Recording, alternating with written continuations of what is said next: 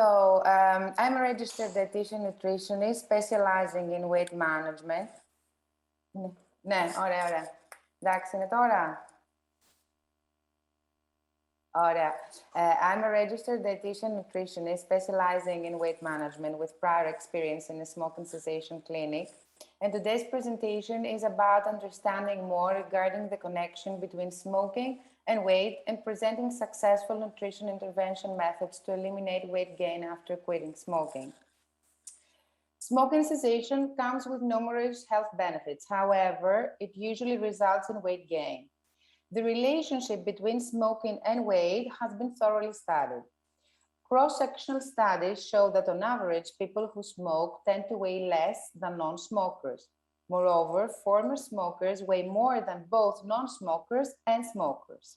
A large prospective study showed that adolescents who start to smoke gain less weight than those who never do. Finally, cohort studies have shown clearly that those who quit smoking gain weight.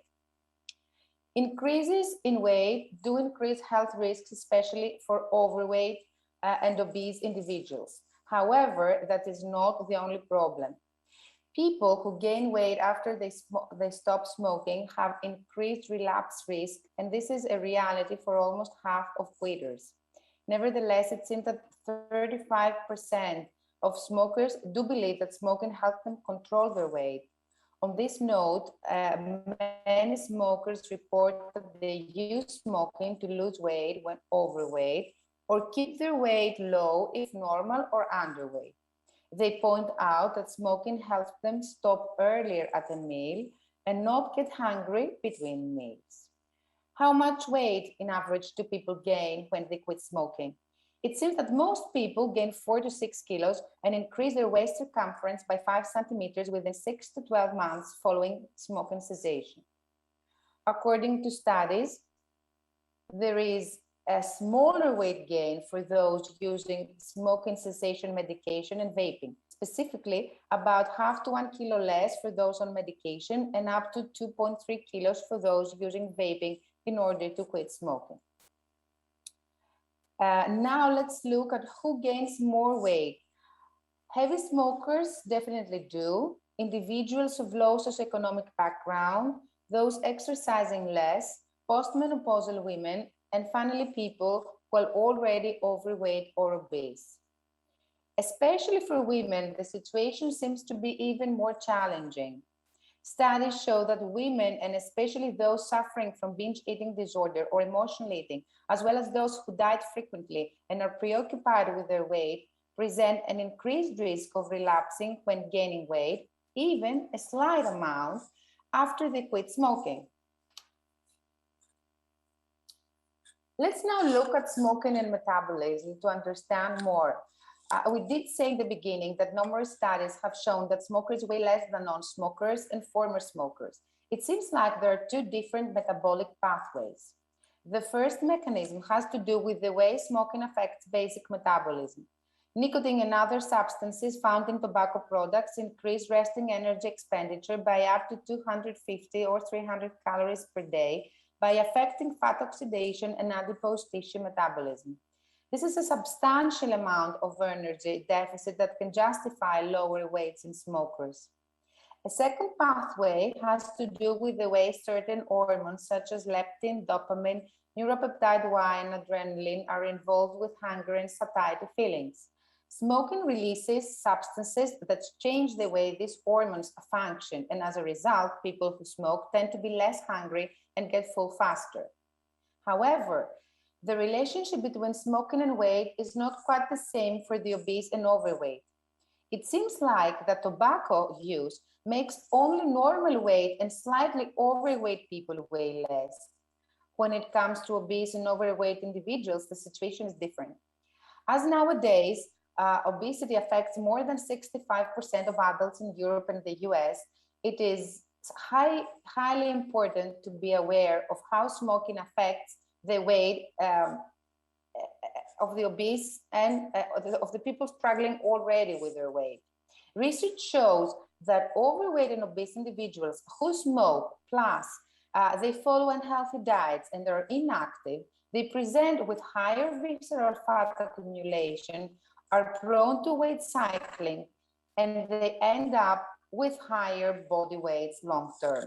Therefore, for those with weight issues, weight control through smoking not only does not work, but it seems like it makes the problem bigger.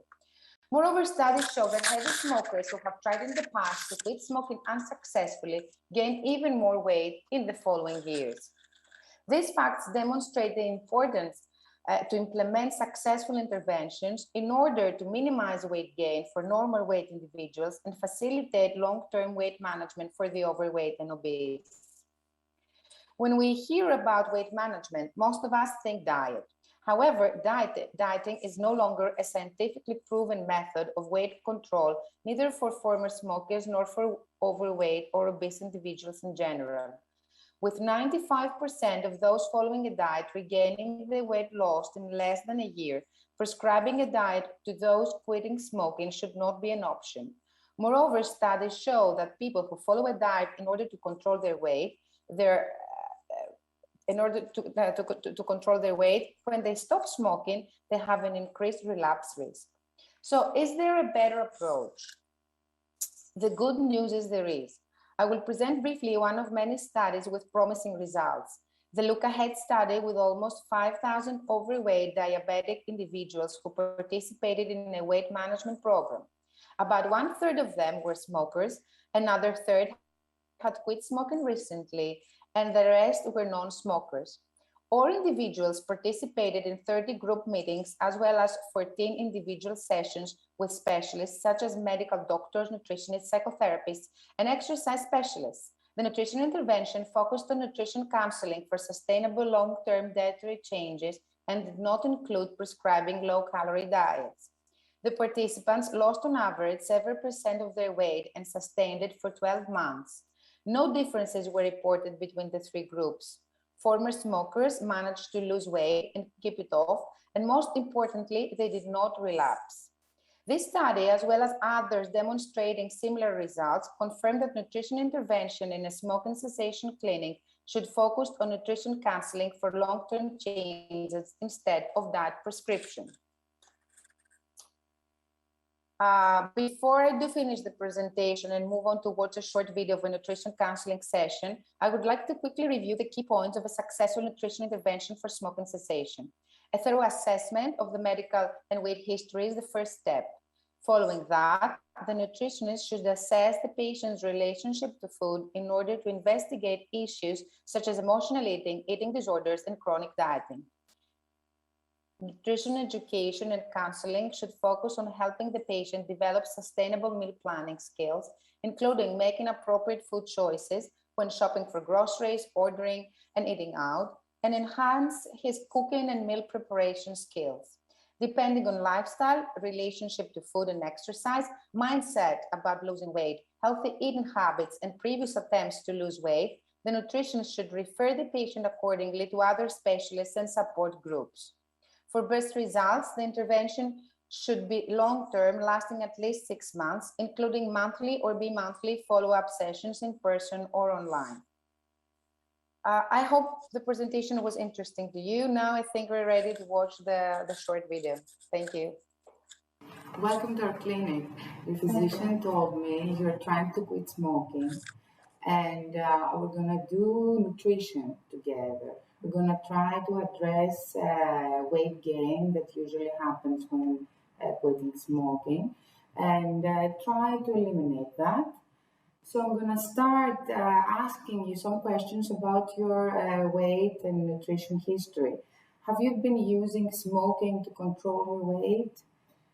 Yes, I'm using smoking because I have less appetite when I'm smoking. That's really common. And I guess that would be a challenge for you when Yes, it's now very you're difficult going for me because I want to eat all the time. It says that appetite increases, and also sometimes we use food to get over stressful situations, and we eat emotionally, as we say. So smoking takes that part of eating, and then when you quit smoking, you're gonna start using food a lot more in order to do that. Would you like to tell me a bit about your daily schedule so we can see which time of the day is that is mostly harder for you to control your eating and you usually use smoking? So is it in the morning when you're at work or the evenings when you go back? When I'm returning home, it's very difficult for me because I'm sitting on the television and I'm eating things that I shouldn't. Instead of You used to smoking. smoke that time, huh? Yes, yes. And then you would wait for dinner. Yes. Okay. This is where we need to work together. It's really important to come up with a plan, a meal plan that you can follow and you can space out your meals. But what is important is that the meals are at your taste and you like them, and they're also filling, so you don't feel hungry. So it's important to plan ahead so you have things that you can eat and at least you're not hungry at the time at the same time. If you see there is lots of it's really hard for you to control yourself even though you're not hungry, you keep eating just because you quit smoking and you don't have anymore the smoking, then we need to review your relationship to food like more deeply and see what associations you have and maybe also get some help from another specialist to deal with stress and emotional eating. That is what is very important with smoking cessation clinic, to work with all specialists so you have the best result. Let's see. So let's go over breakfast and review some options that would keep you full. What do you usually eat? In breakfast, I'm eating a toast. Mm-hmm. And the difficult thing for me is to drink coffee because coffee is strongly related to smoking for me. Are you okay to try and change your morning coffee with something else, or are you gonna try to keep with that until the urge What goes can I down? use instead of coffee? You could use some tea, black tea, that could help you have some caffeine and wake you up. And also you could try different things like a healthy breakfast with a smoothie or fruits and not include coffee at all and see how that goes. You could try and some things work for some people, other things not. What's important is to track what you're doing and then decide which strategy is best for you. A toast is okay, maybe with whole wheat bread and also a fruit or some yogurt to make a more complete meal. Then you need to, we can discuss more options as we work together. Then you need to plan a snack, most probably. Do you usually have a snack? No, I don't have a snack. You get hungry? Because I'm working a lot of hours and it's difficult for me to have a snack Okay. until lunch. Did you used to smoke at that time? Yes. In your office? Yes. Okay. Okay. So now, do you find yourself eating also at that time, or just staying hungry? I'm staying hungry. So maybe if we put there, we plan a snack, then you're gonna have less need of eating more in the afternoon, because in the time that you're mostly active, you don't get enough fuel. So independent of smoking, you're prone to overeat later in the day. How about fruit and nuts? That would be an option, a healthy option. Also, could review some bars or especially cookies that are designed to keep you more satisfied.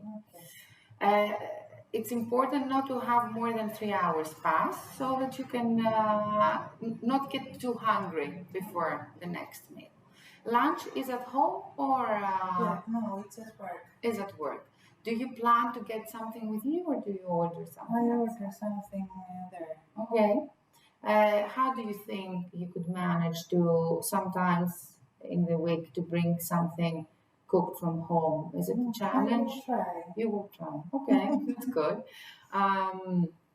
It's important that your meal, your main meal, is has most of food groups, so it will be satisfying to you to have your vegetables, have a protein source, have a complex carbohydrate like whole wheat bread or brown rice or legumes like lentils or something like that.